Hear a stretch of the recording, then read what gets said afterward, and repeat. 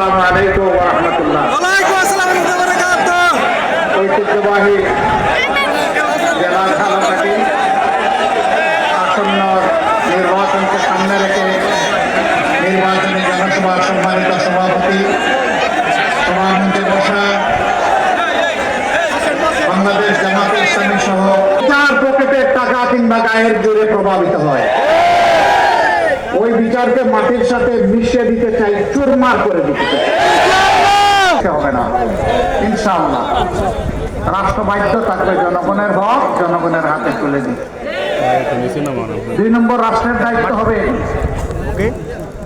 যারা ঘনিষ্ঠজন তাদের হকটা ঠিক মতো দিয়ে দেওয়া। এর ব্যবস্থা অবশ্যই রাষ্ট্র করবে, নাগরিকদেরকে বাধ্য করবে। 3 নম্বর, এখানে ন্যায়ের চাষ হবে, অন্যায়ের পথ বন্ধ করে দেওয়া হবে। এই দেশে আর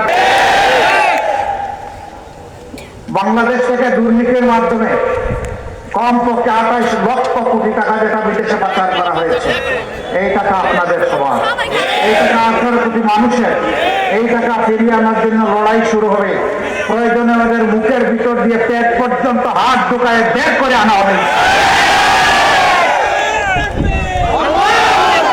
এবং এই টাকা জমা হবে রাষ্ট্রের কোষাগারে। রাষ্ট্রের ঝুঁকিপূর্ণ দায়িত্বে যারা নিয়োজিত থাকেন, সেনাবাহিনী, আধা সামরিক বাহিনী, পুলিশ, র্যাব, আনসার, এরকম যারা বিভিন্ন কাজে নিয়োজিত থাকেন, তাদের বেতন আর সাধারণ একজন কর্মচারীর বেতন সমান হবে না।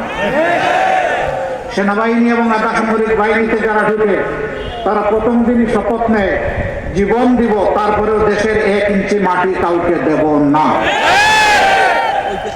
এই জীবন দেওয়ার শপথ নিয়ে যারা বিভিন্ন জায়গায় কাজ করবে তাদেরকে পর্যাপ্তভাবে সম্মানিত করতে হবে। যার যেটা পাওনা তাকে সেটাই দিতে হবে। দেওয়ার পরে যদি কেউ আবার লোভের বশবর্তী অন্য কিছু করে তাকে শাস্তির আওতায় আনতে হবে, ওখানেও ছাড় নাই। কিন্তু তার ন্যায্য পাওনা তাকে না দিয়ে সম্মানজনক জীবন ধারণের ব্যবস্থা না করে তার কোনো অন্যায়ের জন্য তাকে শাস্তি আরোপ করা, এইটা আমরা চাই না। আগে তার হক, তারপরে অন্য কোনো।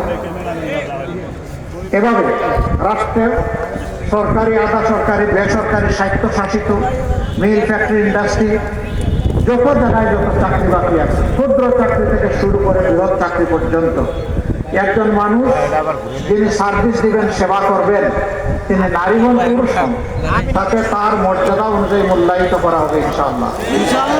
কারো মর্যাদা বিনষ্ট হবে না, কারো হক নষ্ট হবে না। যে যেখানে চাকরি করবে ওই জায়গায় তার রিজিকের ঠিকানা আল্লাহ তাআলা বানায় দেবে এবং সম্মানের সাথে সে সেখানে থাকবে, সম্মানের সাথে নিরাপত্তা তার জীবনে নিশ্চিত। আমাদের অঙ্গীকার, রাষ্ট্রের টাকা কারো বাবার নয়, রাষ্ট্রের টাকা 18 কোটি মানুষের। সুতরাং যে জায়গাগুলোকে অতীতে বঞ্চিত করা হয়েছে চিহ্নিত করে ওখান থেকে আল্লাহ তৌফিক দিলে উন্নয়ন শুরু হবে। এখানে দেখা হবে না কে প্রধানমন্ত্রী আর কে প্রেসিডেন্ট সাহেব, এখানে দেখা হবে কোন এলাকা সবচেয়ে বেশি ন্যায্যতার ভিত্তিতে তার পাওনা সরকারের কাছে আছে, সেইটা অনুযায়ী তাদের পাওনা তাদের কাছে পৌঁছে দেওয়া হবে ইনশাআল্লাহ।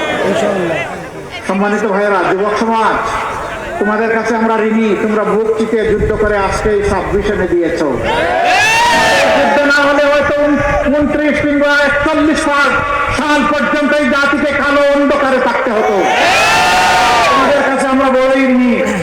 আজ বুক পড়া শ্রদ্ধা ভালোবাসা নিয়ে স্মরণ করছি আপনাদের সন্তান, বুকের সন্তান শরীফ উসমান বিন হাদিকে। সে এক আপসহীন যোদ্ধা। তার জীবনের 2টি মৌলিক উদ্দেশ্য ছিল। একটি ছিল বাংলাদেশে কোনো আধিপত্যবাদ মানব না, দ্বিতীয়টি ছিল বাংলাদেশে কোনো বৈষম্য মানব না। আমরা কথা দিচ্ছি, ও আদি, তুমি এবং তোমার সহযোদ্ধাদেরকে, তোমাদেরকে যারা নির্মমভাবে খুন করেছে তাদের খুনের বিচার এই বাংলার মাটিতে হবে। আকাঙ্ক্ষা অন্তরে পোষণ করতে, এখন থেকে সেই আকাঙ্ক্ষা বাস্তবায়ন করা হবে আমাদের পবিত্র কর্তব্য। আল্লাহ তাআলা যেন আমাদেরকে সেই তৌফিক দান করেন।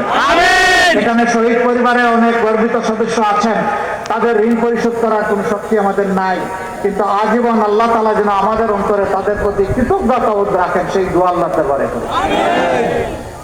প্রিয় ঝালকাঠিবাসী, দুটো মাত্র সিট, কিন্তু দুটো মাত্র সিটকে অবহেলা করবেন না। একটা সিটেও কিন্তু ভাগ্য এ দেশবাসীর নির্ধারণ হয়ে যেতে পারে, একটা বুথেও কিন্তু একটা সিটের ভাগ্য নির্ধারণ হয়ে যেতে পারে। প্রত্যেকটি বুথের যেমন গুরুত্ব আছে, প্রত্যেকটি সিটেরও তেমন গুরুত্ব আছে। আপনারা মেহরবানি করে অনেককে দেখেছেন, 54 বছর দেখেছেন, দফায় দফায় দেখেছেন, এপিক ওপিক করে দেখেছেন। এই হিসাবে প্রত্যেকের ড্রাইভিং সিটে বসাই দিতে চায়। তোমরা সেখানে বসে বাংলাদেশকে চালিয়ে নিবা সামনের দিকে রকেট গতিতে।